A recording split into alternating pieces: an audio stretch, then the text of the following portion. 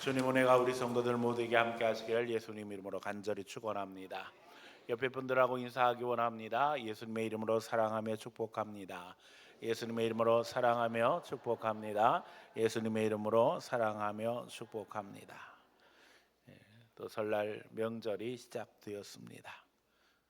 또 그런 가운데 벌써 2월의 중순을 넘어가고 있습니다.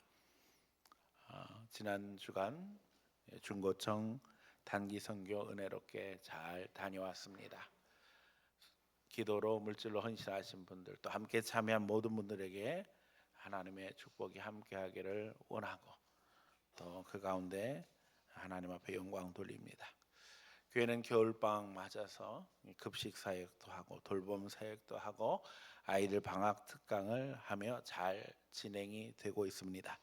주중에도 평일 그러다 보니까는 적게는 한 7, 80명, 많게는 100명 가까이 우리 동네 아이들이 교회를 중심으로 활동을 하고 하루를 보내고 있습니다. 자, 그런 가운데 이제 명절 기간에 들어왔습니다.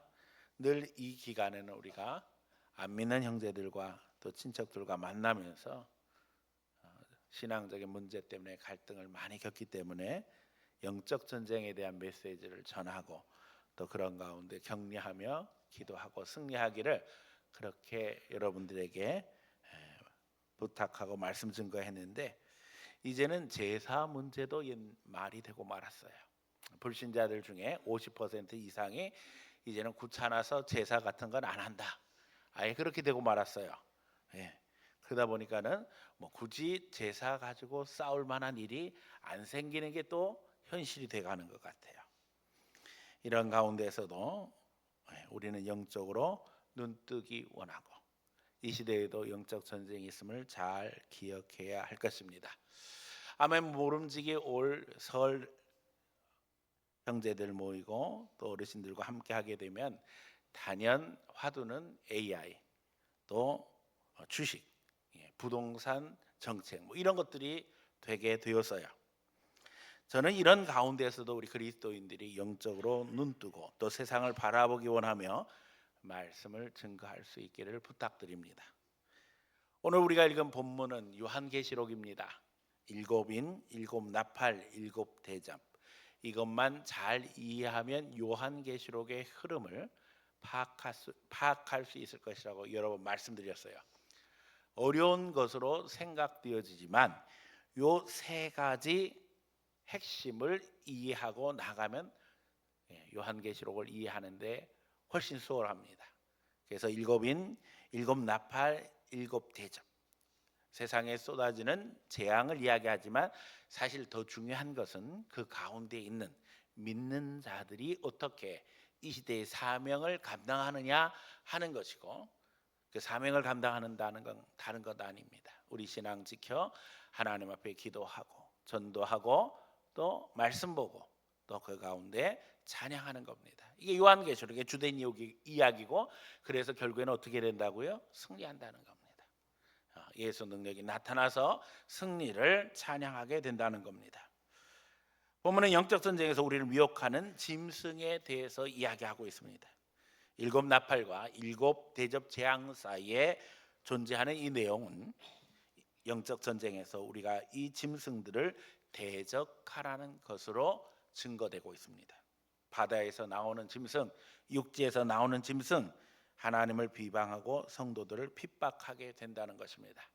물론 우리는 여기서 걱정하거나 근심할 필요가 없습니다.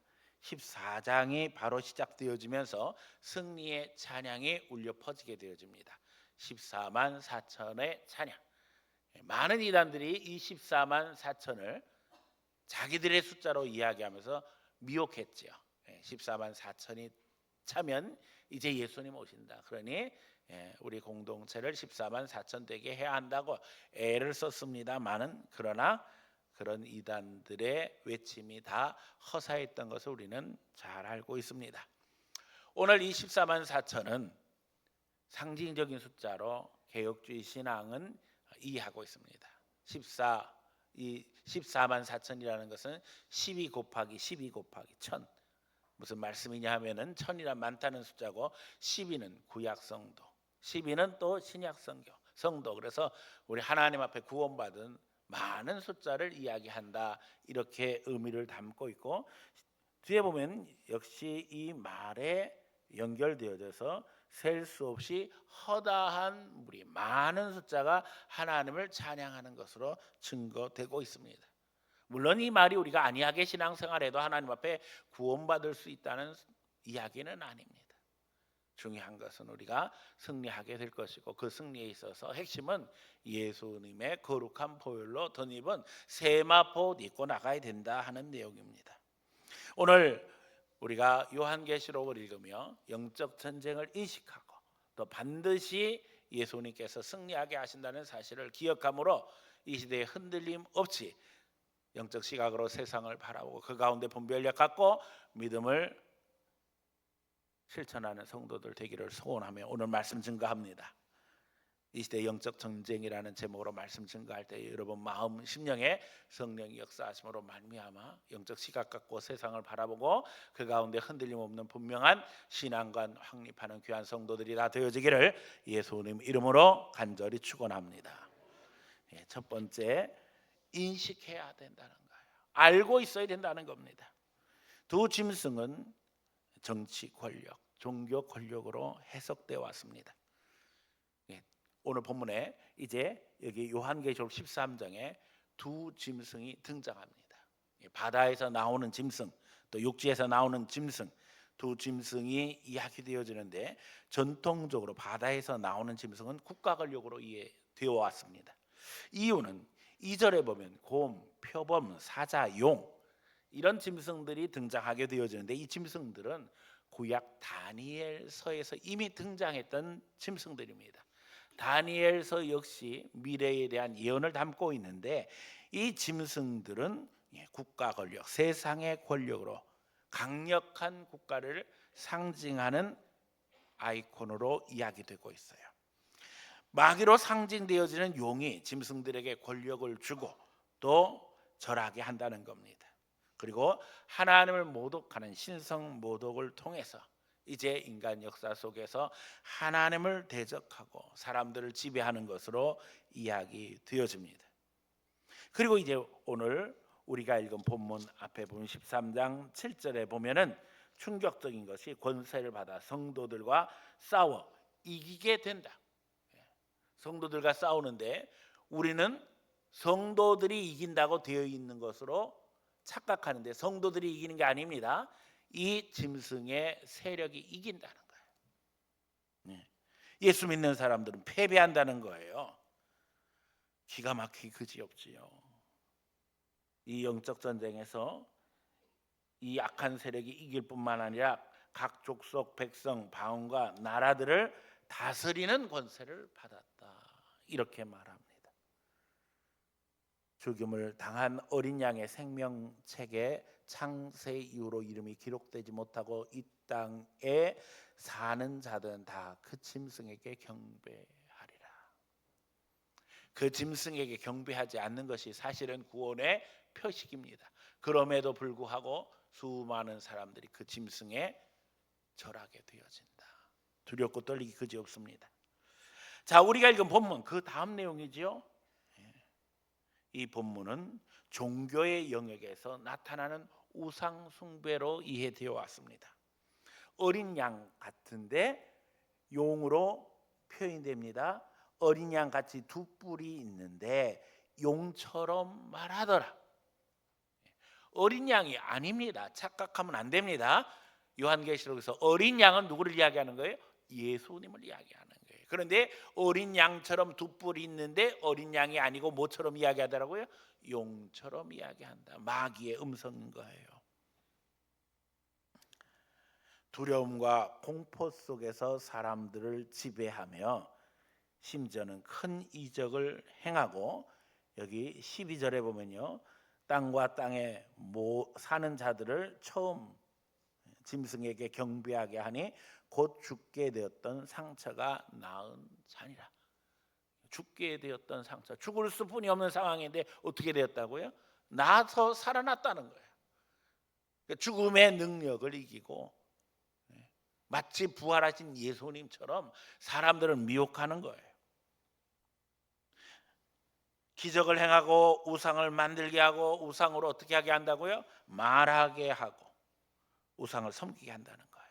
심지어는 하늘에서 불도 떨어지게 한다는 거예요. 그러면 사람들은 어떻게 하겠어요?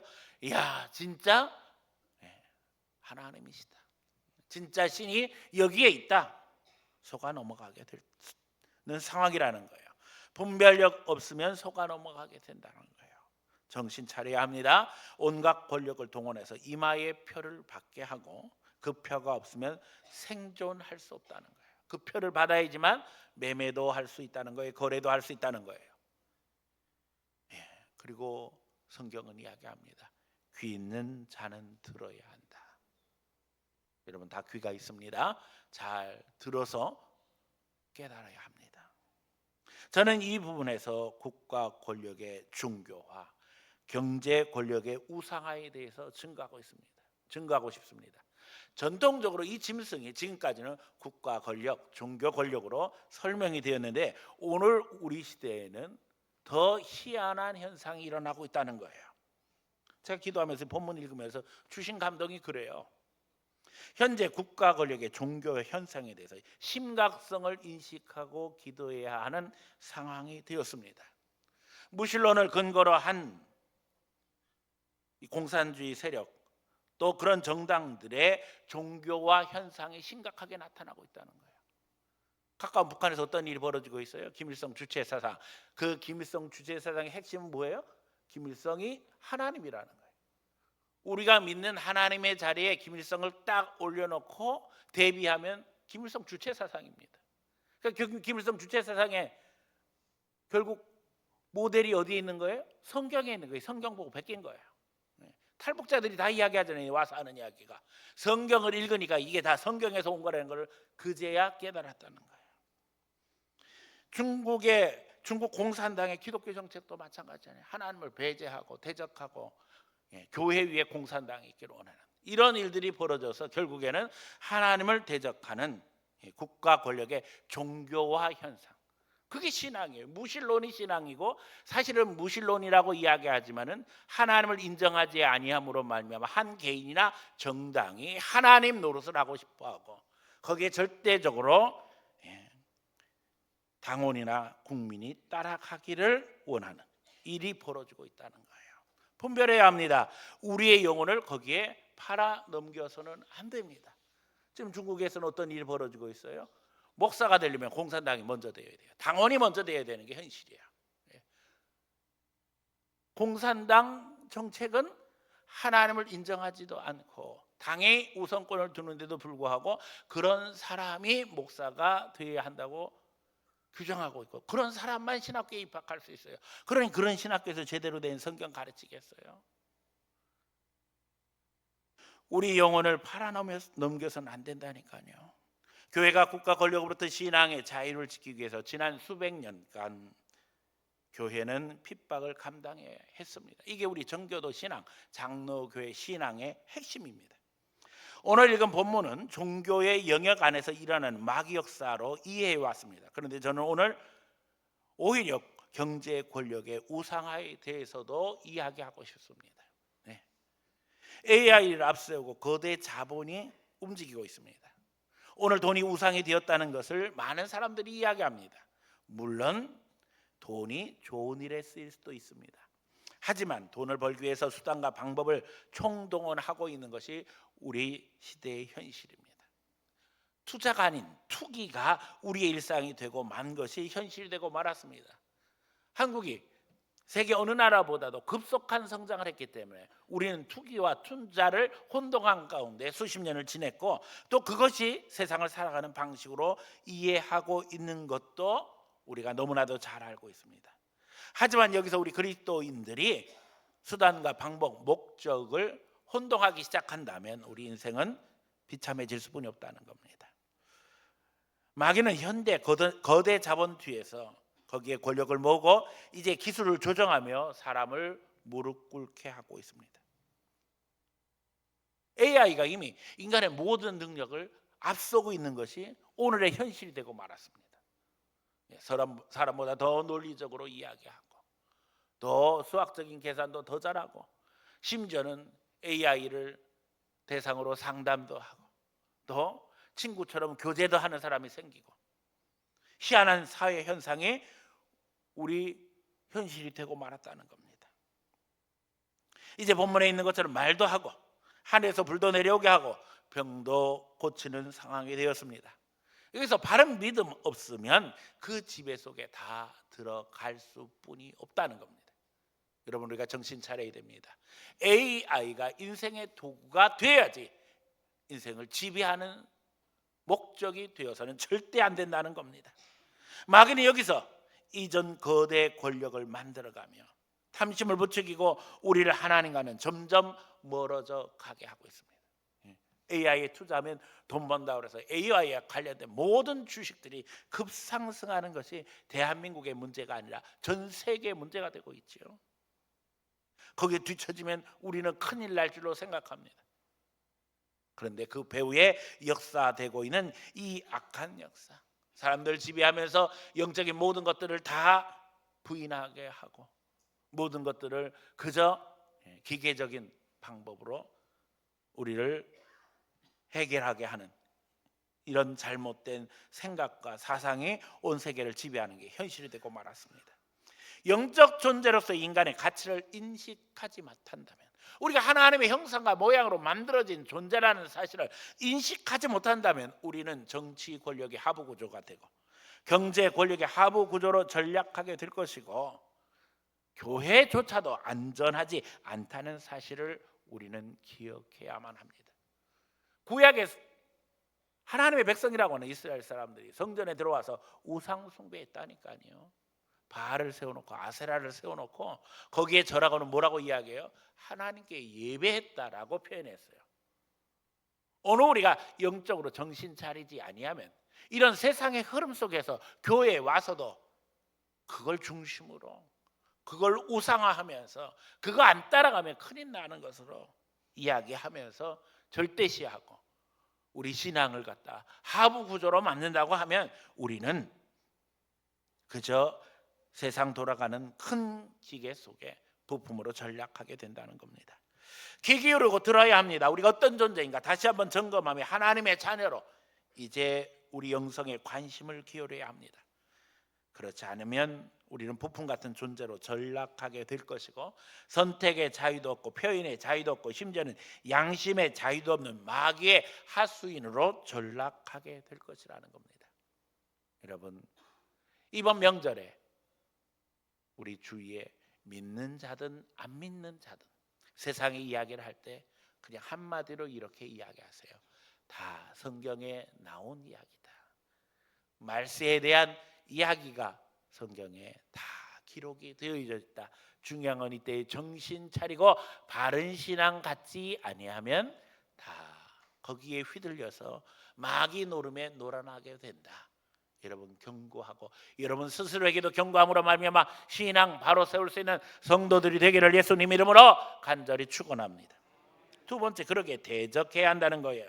예언을 통해 이미 예수님 말씀하셨어요. 대적해야 한다는 거예요. 따라가면 안 된다는 거예요.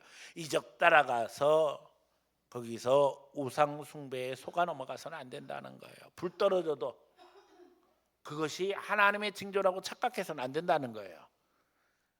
주님은 요한에게 이야기를 해주심으로 분별력을 얻게 하고 계시는 거예요. 오히려 우리는 경계하고 대적해야 합니다. 사람들에게 말해야 합니다. 그들은 강력할 것입니다. 하지만 우리에게는 예수 이름의 권세가 있습니다. 늘 부탁드리지만 기준은 성경입니다. 우리가 말씀으로 무장해야 합니다. 성경 읽으시기 바랍니다. 깨닫기 힘든 부분 있으면 물어보시기 바랍니다. 우리 교회는 새벽마다 성경을 한 장씩 읽으며 그 성경을 설명하고 거기서 은혜 받으려고 합니다. 적용할 것을 찾기 위해서 노력합니다. 목사님들이 설교에 대한 부담을 가지고 은혜를 끼치려고 애를 쓰시는데 저는 애초부터 그런 생각이 없는 사람이에요. 저는 제 능력으로는 여러분들에게 은혜를 끼칠 수 없다고 아예 생각하고 있어요. 그냥 성경에 있는 이야기를 여러분이 잘 이해하도록 설명하면 이 원래 뜻을 제대로 전달하기만 힘쓰면 그 다음은 하나님이 여러분에게 역사하실 거라는 거예요. 그게 제 설교의 목표예요. 그러니까 저는 그렇게 뭐 은혜를 끼치려고 애를 안 써요. 그냥 성경에 있는 그대로. 여기다 이상한 예화나 이상한 이야기를 해서 사람들의 관심을 끄는 것도 중요한 게 아니고 있는 그대로 증거하면 하나님이 역사하실 것이기 때문에 하나님께 기도합니다. 주여, 우리 성도들이 성경 많이 읽게 하시고 제대로 깨닫게 하시고 그 말씀을 깨달았으면 어떻게 해야 돼요? 실천할 수 있도록 도와주시옵소서. 특별히 기도하는 것도 시간 정해 기도하시기 바랍니다. 세상의 현장에서 모든 일을 대할 때마다 기도하는 마음으로 임하시기 바랍니다. 사람 만날 때도 마찬가지입니다. 하나님이 원하시는 사람만 만나는 게 아니라 그렇지 않은 사람도 만날 수 있잖아요.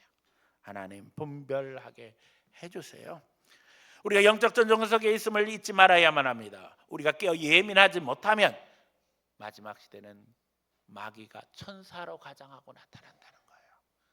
이 부분은 우리를 두렵게 합니다. 마귀가 천사의 모습으로 가장하고 달콤한 말을 하고 달콤한 유혹을 한다는 거예요. 절대 넘어가지 말고 말씀으로 무장함으로 말미암아 흔들림 없는 그리스도인으로 승리하기를 예수님 이름으로 축원합니다. 세 번째, 승리해야 한다는 거예요. 오늘 마귀의 숫자가 나와 있어요. 마귀의 숫자가 몇이라고요? 666. 교회 엔간히 다니는 사람들은 다 알지요. 왜 하필이면 666인가? 이건 인간의 숫자라는 거예요. 제한적일 수뿐이 없다는 거예요. 이 영적 전쟁에서 잊어버리지 말아야 될 것은 이 영적 전쟁은 하나님과 마귀 전쟁이 아닙니다. 우리와 마귀의 전쟁입니다. 하나님과 마귀는 경쟁 상대가 아니에요. 전쟁의 상대가 아니에요. 왜요? 하나님은 창조주이시고 마귀는 피조물에 불과해요. 그래서 마귀가 노리는 것은 우리예요. 우리를 넘어지게 해서 하나님을 대적하고자 우리를 조정하고 우리를 이용하는 거예요. 그런데 여기에 마귀의 숫자를 하나님은 드러내신 거예요. 666이다. 왜요? 이건 제한적일 수뿐이 없다는 거예요. 대단한 것을 하는 것 같지만 한계는 분명하다는 겁니다. 우리는 잊어버리지 말아야 됩니다. 우리는 완전하신 하나님의 백성입니다. 하나님이 책임져 주신다는 거예요. 그래서 요한계시록은 사실은 승리의 책입니다. 온갖 징조, 재앙, 고난, 역경이 있지만은 최후 승리하게 된다는 거예요. 하나님이 우리를 이기게 해주신다는 거예요. 본문은 그래서 바로 14장이 시작되며 14만 4천의 찬양이 이어집니다. 영적 수확이 있고 마지막 7 재앙으로 세상은 심판을 받게 된다는 거예요. 아까도 말씀드렸어요. 7 인이 있고 7 나팔이 있고 7 대접이 있다고 그랬죠. 7 인은 전체적인 개괄을 설명합니다.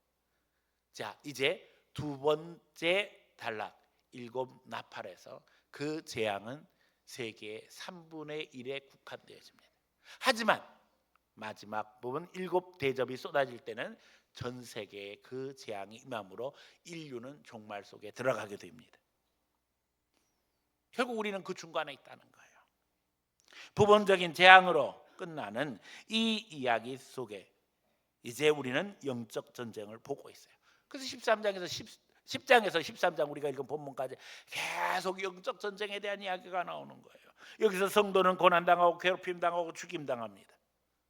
그럼에도 불구하고 잊지 말아야 할 것은 마귀는 우리의 육신은 죽이되 우리의 영혼은 어떻게 하지 못한다는 거예요. 이 제한적인 고난이 결국에는 전체적인 재앙으로 확대되어 나갑니다. 이게 요한계시록의 흐름입니다. 여기서 세대주의자들은 예수 믿는 사람들은 재앙을 당하지 아니하고 하늘로 휴거된다고 이야기해요. 과연 고난 없는 영광이 있을까? 물론 고난 없는 영광이 더 매력적이죠. 이왕 천국 가는데 고난 안 당하고 그냥 빨리 가면 좋잖아요. 슉 하고 올라가면 좋잖아요. 그래서 세대주의가 전 세계에서 훨씬 더 매력적이기 때문에 인기가 많습니다. 근데 우리 청교도의 개혁주의 신앙은 예수 믿는 사람에게도 고난이 있다는 거예요. 감당할 만한 고난을 하나님께서 주실 것이고 고난을 면제하는 것이 아니라 고난을 축소시키신다는 거예요. 그러니까 우리도 당할 만큼 당한다는 거예요. 그런데 끝까지 가면 우리가 이길 수 없기 때문에 하나님께서 우리에게 그 고난을 통해서 성숙시키시고 성장시키시고 그리고 난 후에는 승리하게 하신다는 거죠. 더 좀 많은 시대에 살아가고 있습니다. 기도해야 합니다. 분별해야 합니다. 영적 시각을 알고 세계가 움직이는 모든 것들을 영적으로 볼 수 있어야 됩니다. 뉴스를 볼 때마다 여러분 기도하세요. 하나님, 세상의 시각으로 분별하지 말게 하시고 기도하면서 하나님께서 깨닫게 해주세요. 하나님의 승리를 보게 해주세요. 하나님의 승리는 보장되어져 있습니다. 요한계시록을 기록한 요한은 밤모섬에 잡혀 있었습니다. 그런데 거기서 예수님이 이 요한을 만나 주시고 계시록을 기록하게 하셔서 지치지 않고 최후 승리를 바라보게 하십니다. 전투 없는 승리는 없다는 것을 잘 기억하시기 바랍니다. 더욱이 전투에는 질 수 있어도 전쟁에서 져서는 안 된다는 거예요. 무슨 얘기예요? 전쟁은 수많은 전투를 하게 되어집니다. 한두 번 질 수도 있어요. 그러나 중요한 것은 최후 승리해야 된다는 거예요. 마지막에 승리하는 것이 진짜 승리라는 거예요. 오늘 우리에게 최후 승리는 보장된 줄 믿습니다. 예수님 바라보며 이제 분별하며 잘 대처할 수 있도록 주여 영적 능력 주셔서 세상의 혼란 속에서 우리가 흔들리지 아니하고 오직 예수님 바라봄으로 분별하게 하시고 하나님의 형상과 모양으로 만들어진 존귀한 존재로서의 존귀함 잊어버리지 말게 하시고 분명한 신앙 가지고 분별하게 하시고 휘둘리지 말게 하시고 중심 잘 지킴으로 말미암아 하나님 앞에 이 명절에도 당당하게 하시고 뭐라고 이야기하라고요? 이미 다 성경에 기록되어 있어. 성경 읽으면 돼. 우리가 기도하면 하나님이 인도하실 거야. 확신 가지고 증거하고 확신 가지고 살아가는 성도들 다 되어지기를 예수님 이름으로 간절히 축원합니다.